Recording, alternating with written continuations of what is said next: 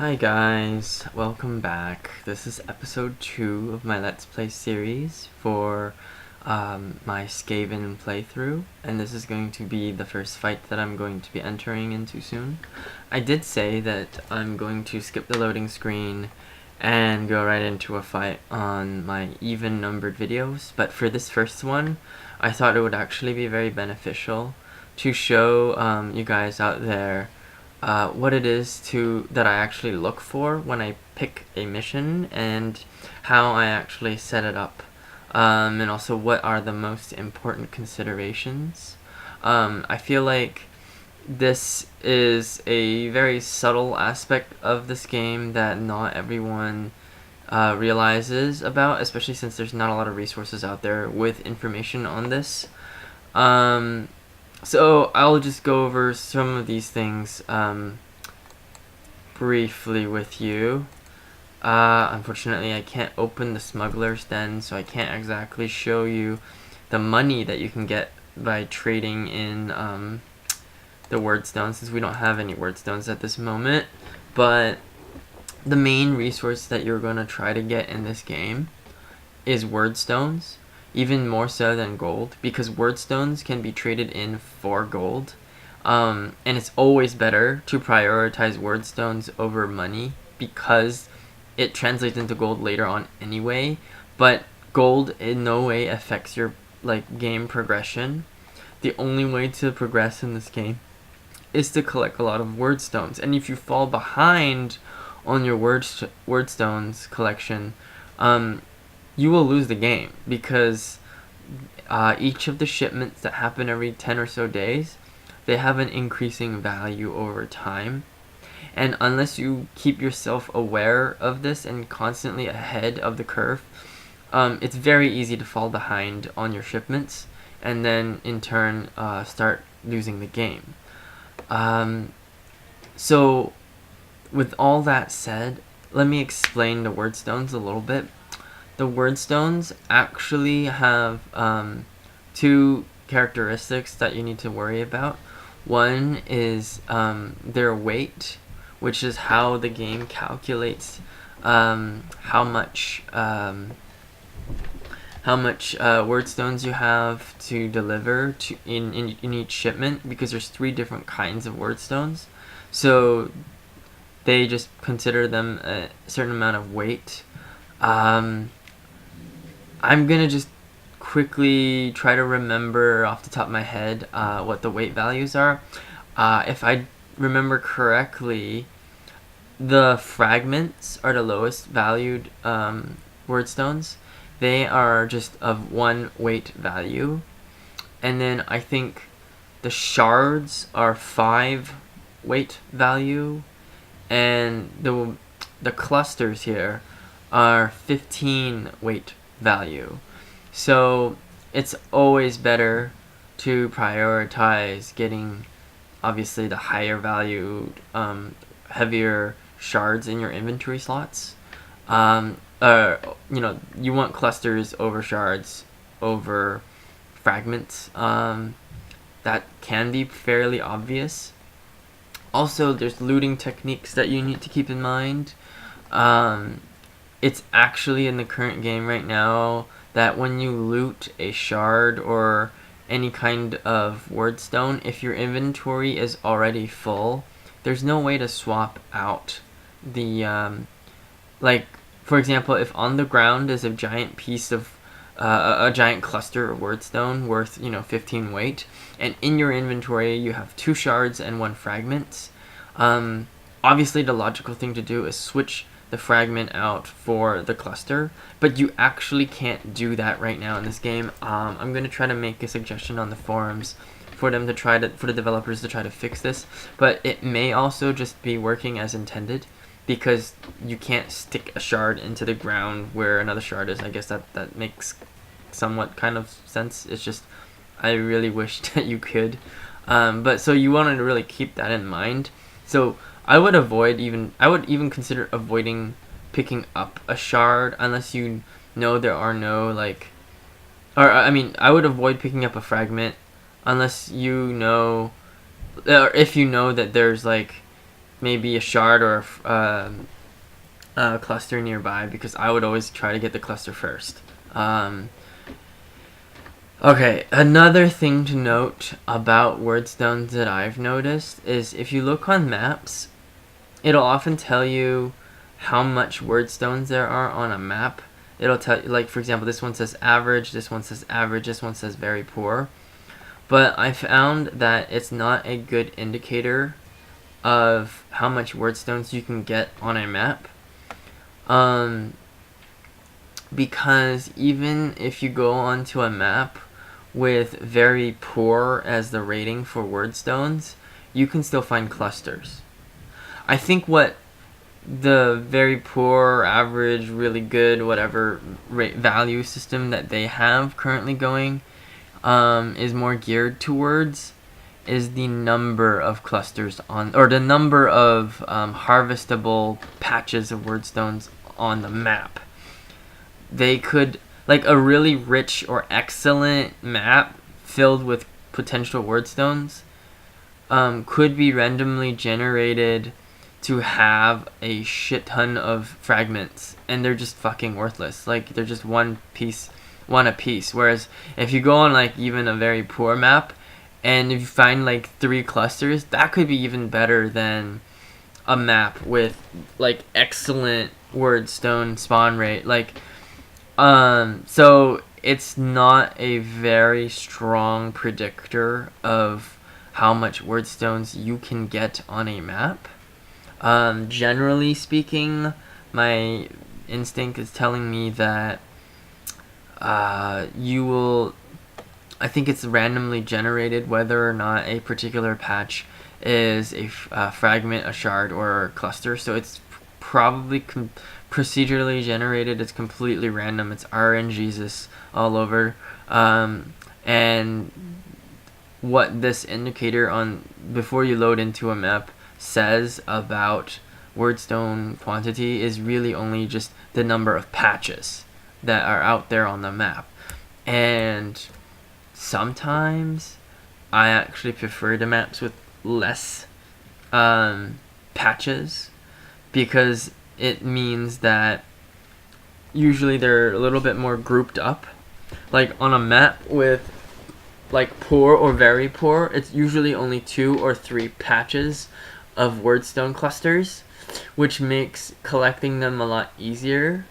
And in terms of like positioning your units and getting there first, and also just pressuring your enemy from getting the wordstones first. Obviously this is a little bit more relevant when you're in a skirmish competitive setting against other players, but just keep in mind that it's kind of weird and it's random, so it's not a good indicator.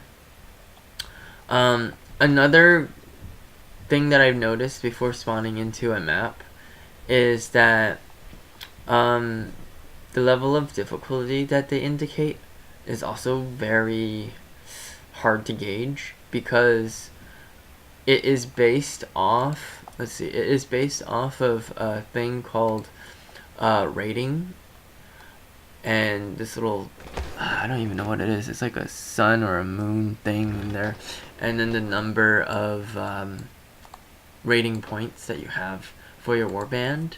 So like everything that goes on in your warband, including all your characters and all their equipment, generates a rating number, and the sum total of all of that is your entire warband's rating number.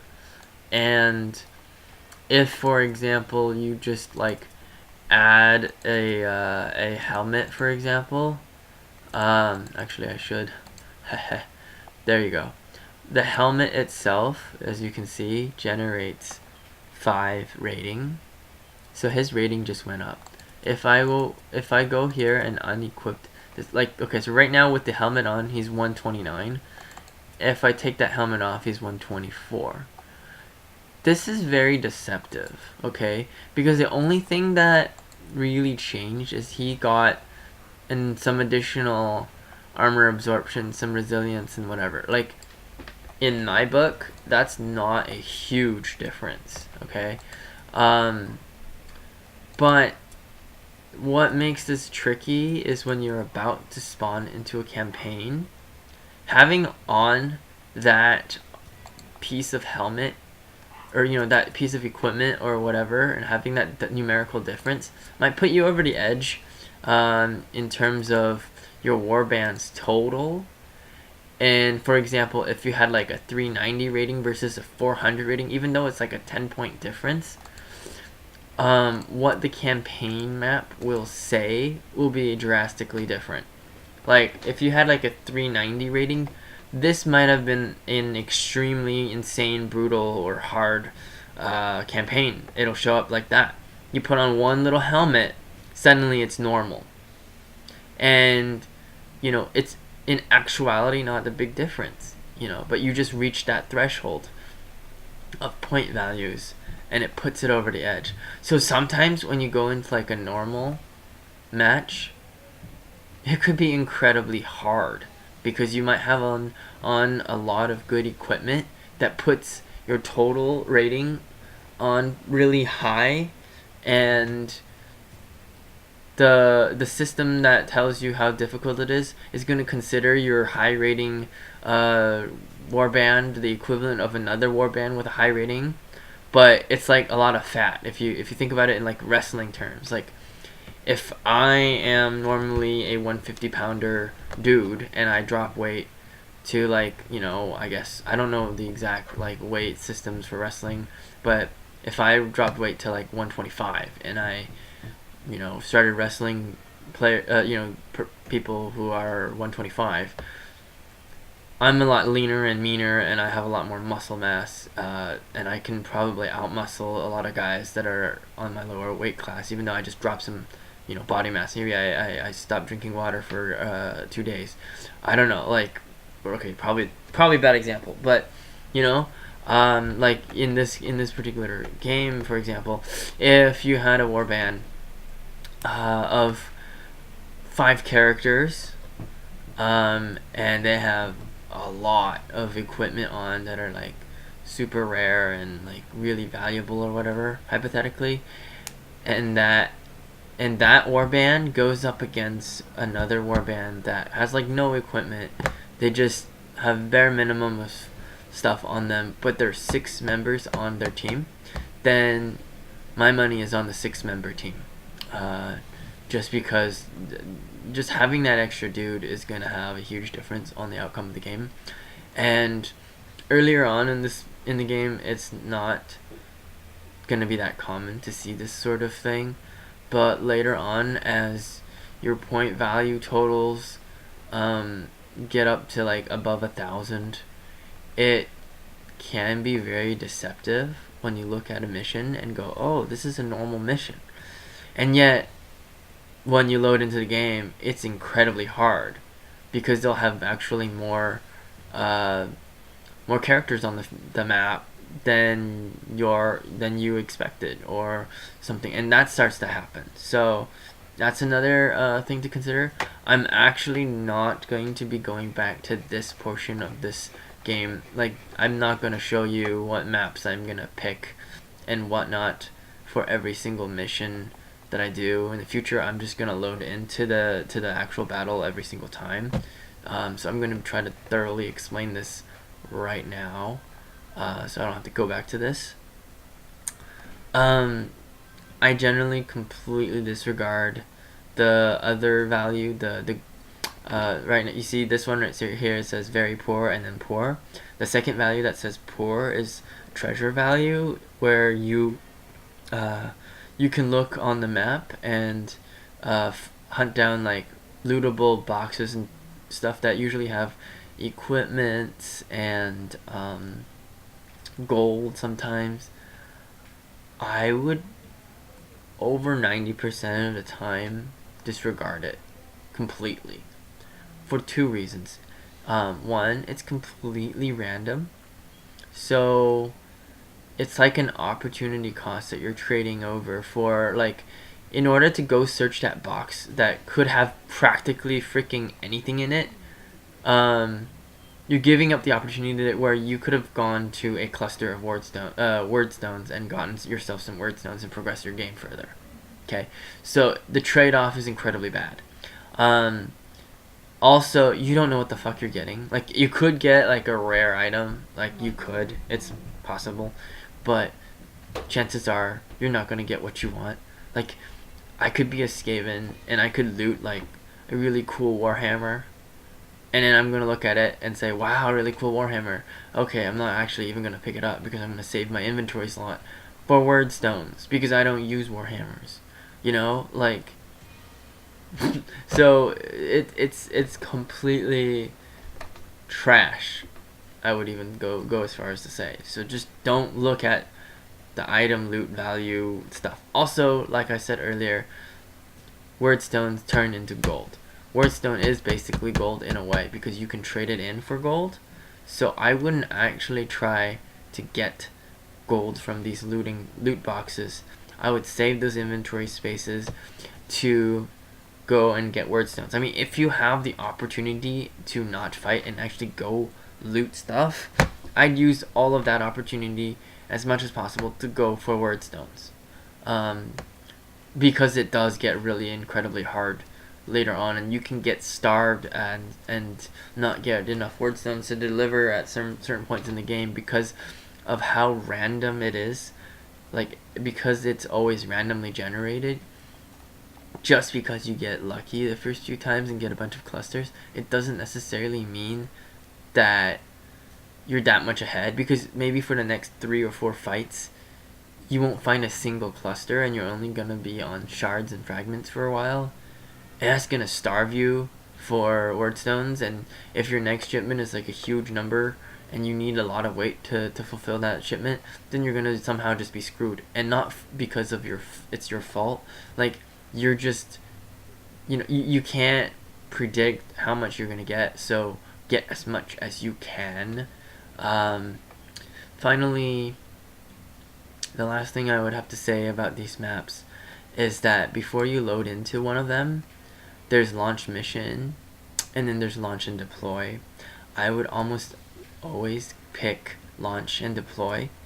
Launch mission is kind of like the lazy man version, and it lets the AI spawn your characters on the map randomly, and launch and deploy is almost the same thing, except you can manually deploy and choose who goes where, and that's gonna make a huge difference because sometimes on a rare occasion you'll get a map where you spawn pretty much, like, 1 or 2 of your characters will spawn right next to an enemy character, and before your turn even begins, he gets ambushed. That's actually happened before. Like, literally, the moment the map loaded in, one of my characters gets just auto ganked by another enemy character because they were within one space, like one movement range of each other, and they were in ambush mode. So the moment I tried to move that character, boom, I got ambushed. And it was not even fair because I didn't want my character there to begin with, and that came from launching without deploying. So always try to launch and deploy. It saves you a lot of hurt. It saves you from RNGs. Like, seriously, just it reduces the volatility of this game. It reduces the randomness by a lot. So I'm gonna do launch and deploy, except potentially not this mission. I'm gonna actually look at one final factor to look and consider, and actually potentially the most important one. I wouldn't consider grabbing wordstones greedy. Like, that's actually what you're supposed to do in this game, right? But when you look at these missions, there is a quote-unquote greedy way of going about it, which is to complete the secondary objective. So you don't just like win a fight, you can actually complete an additional objective, and they will call it a decisive victory instead of just a battleground victory. When you accomplish a decisive victory, and you should almost always go for it if you can without risking your characters going down, the decisive victory will actually give you additional loot that aren't actually on the map. It's just bonus loot that they just give you. And that is amazing, because not only will you get additional word stones that don't even exist on the map. Like, you could loot every single piece of wordstone on a map, but if you do so well that you actually accomplish the secondary objective and get a decisive victory, you can get even more word stones. Okay, and on top of that, from what I've seen, even like on the first mission, if you complete the secondary objective and get a decisive victory, you can start getting they will start dropping rare items just from the beginning. But the only way to get that is from the decisive victory. So it's, I would say, the greedier way of going about playing this game. If you can do it, I would try to accomplish the secondary objectives. It's not always easy. There are certain types of mission types that you gotta look for. I would say so Wordstone Rush is where you have a certain quantity of wordstone on the map that you have to get to accomplish this secondary objective before winning. So if you before you win the battle, if you have X amount of wordstones already collected, then you win that, and you'll get even more wordstones as a result.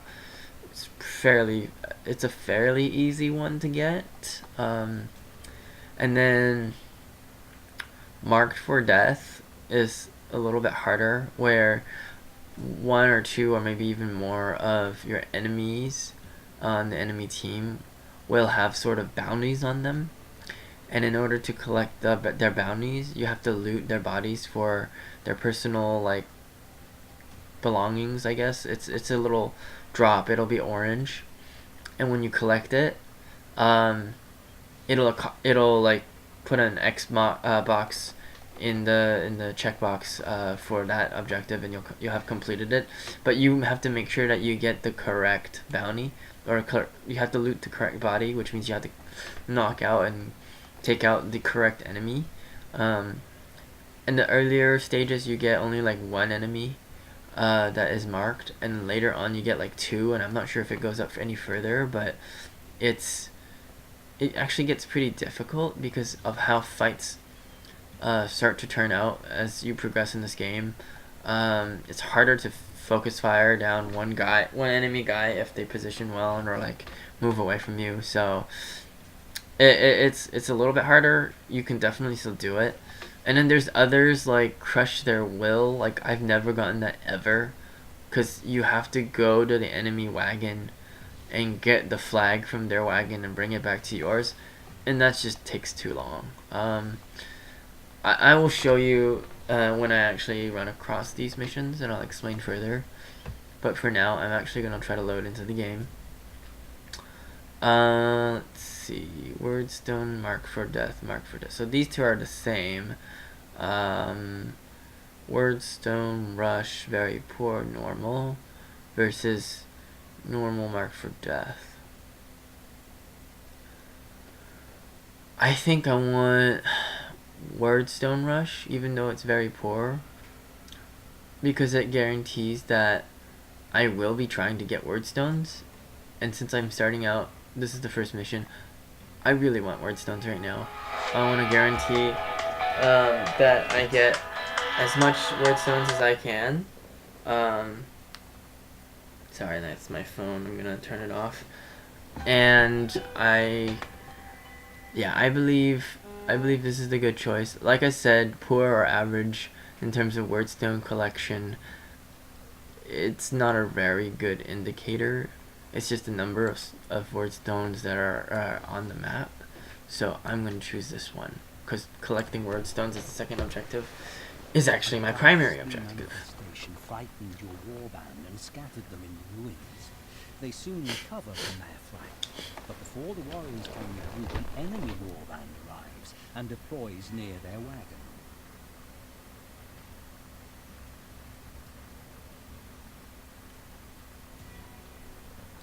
So as you can see, and like I've said, the loading screens into each battle takes freaking forever.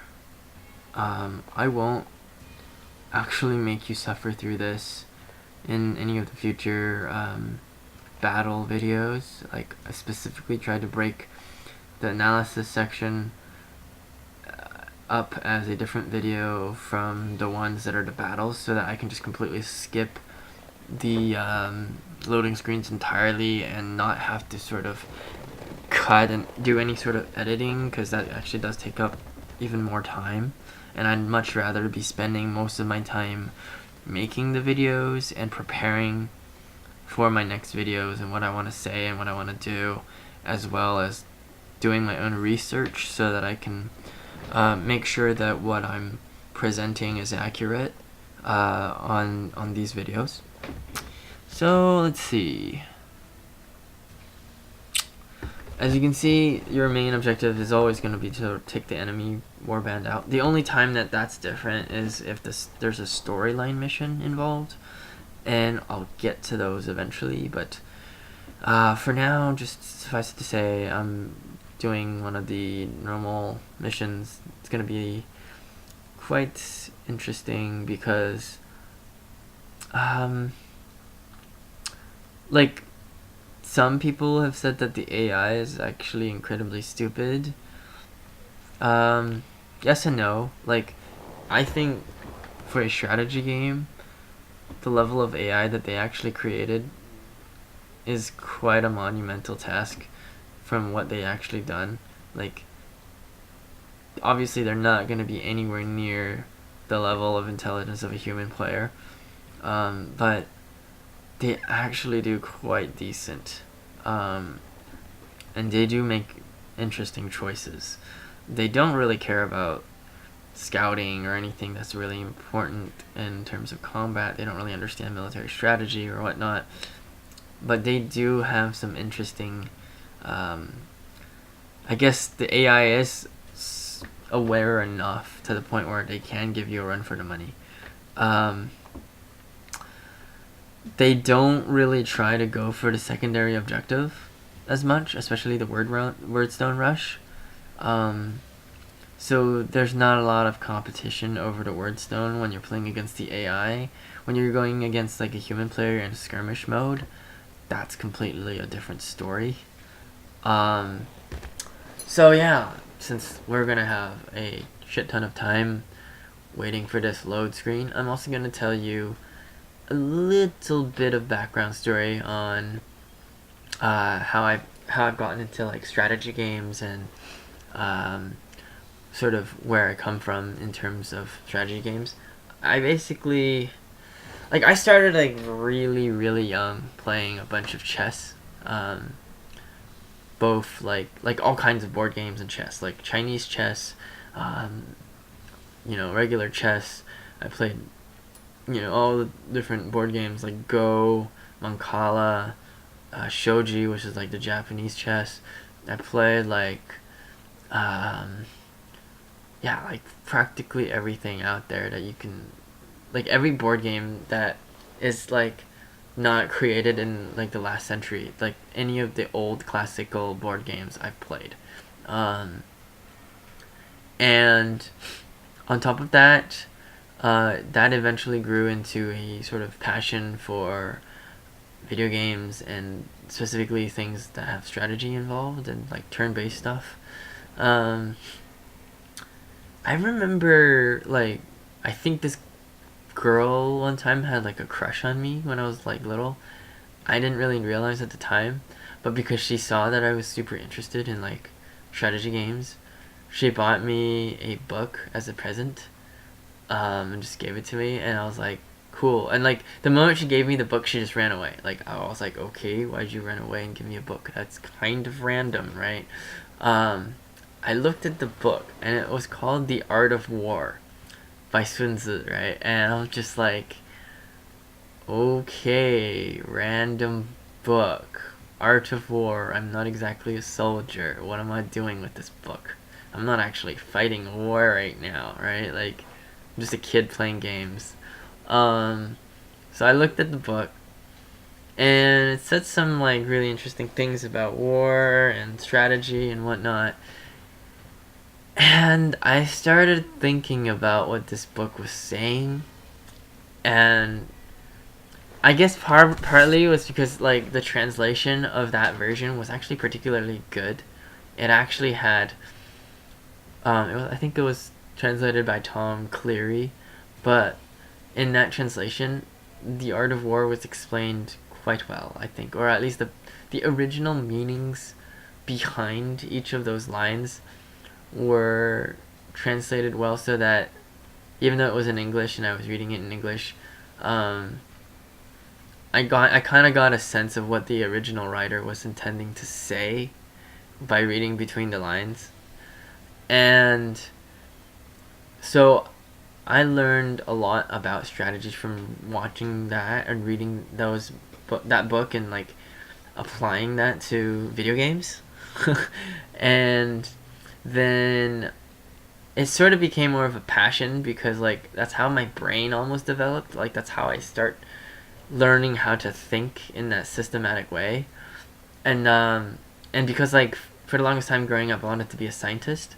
There was also like the attitude of like let's try everything, like let's break things just to figure out how to put it back together. Let's do the scientific method where like I have an idea but like I don't know if it's gonna work, so let's just go and try it out and see if it like what happens.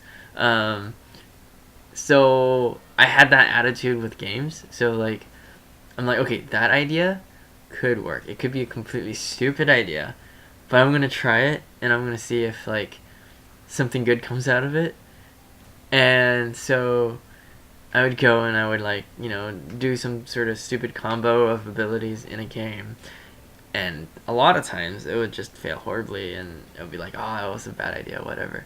But sometimes it's like, whoa, I just discovered this really cool combo that does amazing shit that nobody knows how to handle. So that is sort of how I got started with strategy games. And then finally, as like I grew older, I wanted to like eventually take sort of certain games a little bit more seriously than others, and others are just for my enjoyment. I took StarCraft pretty seriously for a while, and I remember when StarCraft 2 came out. It was sort of around the same time when I started trying to get serious at StarCraft. Like I kind of came in towards the end, like to the tail end of Brood War, and I felt like, okay, there's like a pro gaming scene developing around Brood War, and I was playing as like both Protoss and Zerg, and I was like decently good. I remember like, back in the day the maps were like Python.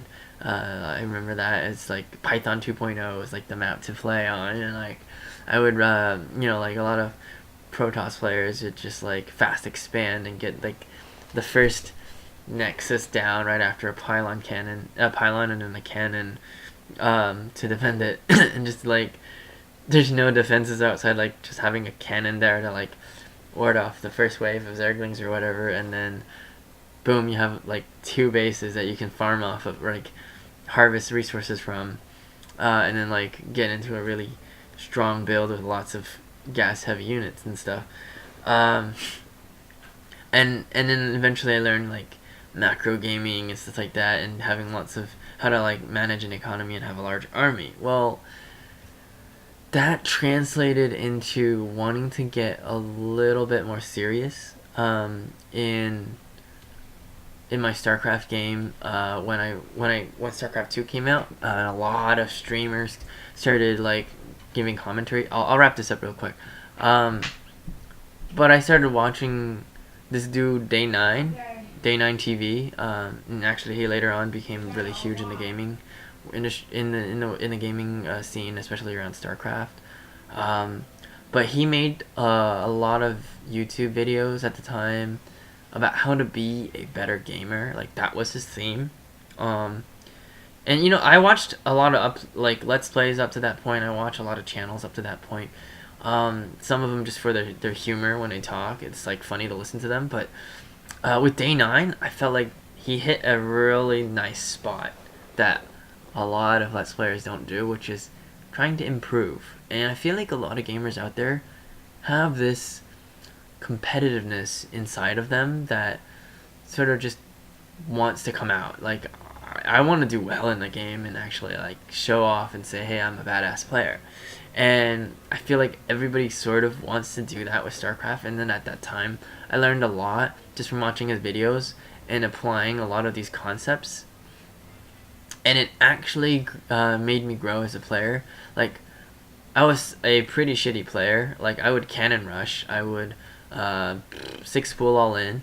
That was like back in the day when, like, you know, I didn't really know much about StarCraft. But once I started watching his videos and like applying his concepts, I started climbing the ladder, and every like month or so I would jump a ladder. Like, I went from bronze to silver to gold to platinum and almost got into diamond. It was incredible. Like, I just started improving, and that experience, I think, was what made me sort of aspire to be a Let's Player, and sort of with the attitude that, like, I want to actually show people how to improve and how to, like, really appreciate a particular game. And like, after reading, you know, a negative review on, like, Rock Paper Shotgun on this game, Mordheim, I felt like it really did this game a lot of injustice. I felt like the reviewer had just no idea what the hell he was talking about, and he was just dissing this game and not really realizing its full potential. So here I am, making my first Let's Play. So, yep, this is Mordheim, and the first battle. Now, when I first got into this game, it was extremely disorienting, for two different reasons. One is that the controls were really hard to learn, and then second of all, the movement and like mechanics some of them were like pretty hidden, and I had to like really figure them out. And like, the one thing that I had the most problems with is because I come from an RTS background, so I'm used to having a mini-map like constantly on the lower left or top right corner, or I mean lower left, top right, lower right, whatever. And I didn't see a mini-map, so I was like panicking for a while, and then I figured out, oh, they do have a map. So I'm gonna press shift. That is the map, and it's kind of disorienting and difficult to navigate in the beginning, and it's actually kind of laggy too. I'm guessing that's from fraps running at the same time. But as you can see on this map, you can spot the spawning locations. So the enemy is they're called Servants of the Void. So I'm guessing from this symbol that they have on their wagon, that they are actually the Chaos faction. And you can also see at the top of the screen, right, I can't really move my mouse over there, but you can see that the turn orders on the very top, and the blue units are mine, and then the red units are theirs.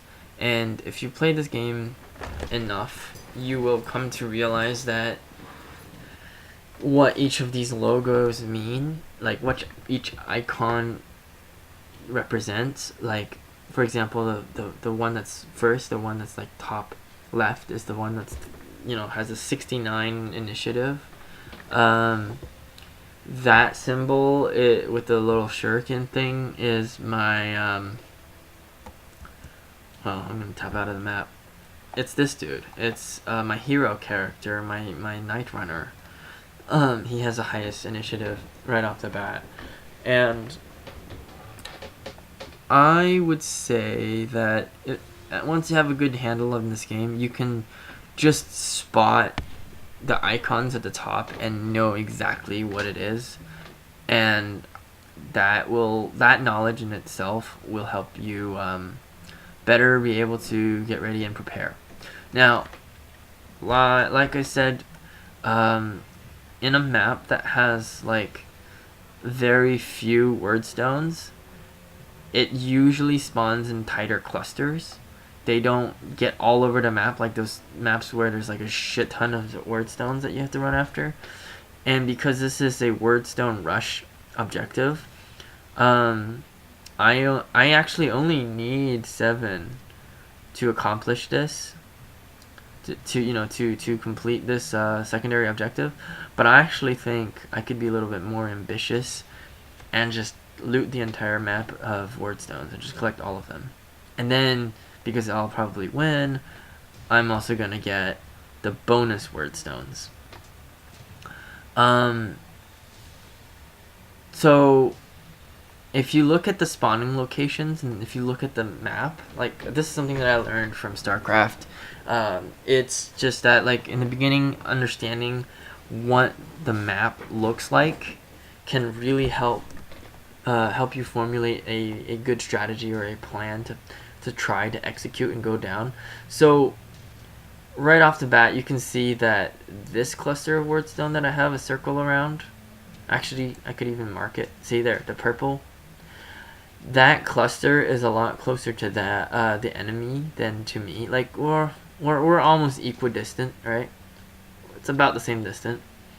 But my guys are actually closer to this wordstone cluster. Okay, so instead of going to, actually yeah, I'll leave it on. So I'll have purple there, and then you can have up to 5 of these markers on the map. It's really helpful, especially if you're having trouble navigating around the map initially because you're not used to it, and it can be extremely disorienting. So I'm going to click on this cluster and put a different marker on there. Why is it not working?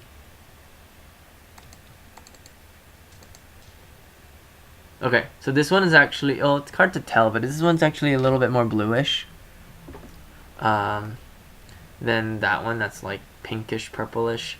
This is more bluish purplish. I wish they had better colorings for the beacons. I wish this was like green or yellow or something. Anyway, I'm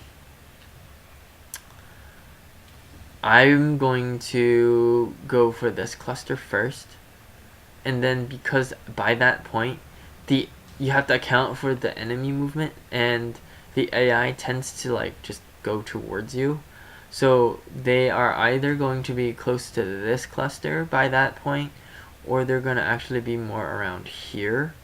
So I'm going to need a guy sort of in this area to spot down this alley and see if there's any enemies over here on this side, and also a dude like around this corner to spot if enemies are over there. Conveniently, I already have one of my warp guards here. What's unfortunate is, you remember how I said I wanted to load in and there's random spawning and non-spawning? Unfortunately, some maps, and it's random, even though you choose to deploy manually, sometimes it won't even give you that option because of a certain randomly generated scenario. It can be really frustrating at times, but I think Skavens deal with that a little bit better than a lot of the other factions because of how much mobility they innately have, so they can quickly regroup or change up their formation. So anyway, this warp guard is actually sort of within distance. I could be greedy and actually rush him over and try to get it, but that might put him close to the enemy. Like, I don't know where they are right now. None of them are within spotting distance. Sometimes when you spawn in a new map, you can actually, like, you are actually within the spotting distance of, or line of sight of the enemy, and on rare occasions, like I said, they might even spawn right next to you and be able to ambush you right off the bat, which is extremely frustrating, and I don't think that should even be in the game. I'll probably post on their forums and give feedback on that as well. And finally, the one last thing that I could talk about is, or actually two more things, is when you spot an enemy, their icon at the top will be like, you will see there's no question mark next to them, and when you click on the map, like when you're in this mode, you can actually see them on the map, and that's very useful. I would like to call that active scouting, which is using your unit and actually directly getting into line of sight to see them, like seeing them with your eyes, and that's a good way to start off the game. Is just to learn how to actively scout and move your units and look at the map.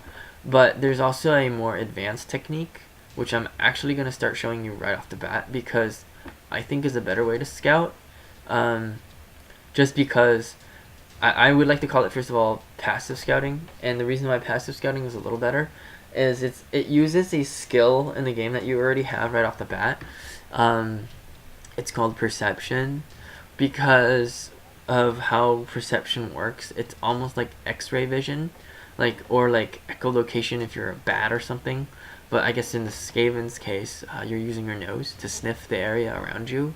And what it does is, if you pass the check, things around you sort of light up in a glowy, lit up way that's kind of like X-ray vision, and you can see dangers near you. Like, well, you'll see, okay, like, the reason why it's useful, you can go inside buildings and like see if sometimes word stones and lootable like chests are in a building, and it's confusing where it is in the building, because on the map you only have this overhead view, right? Like, this could be a 3-story building, but I don't know which floor this chest is on. And if I really wanted to get that chest, not that I do at this point, but if I did, having a perception check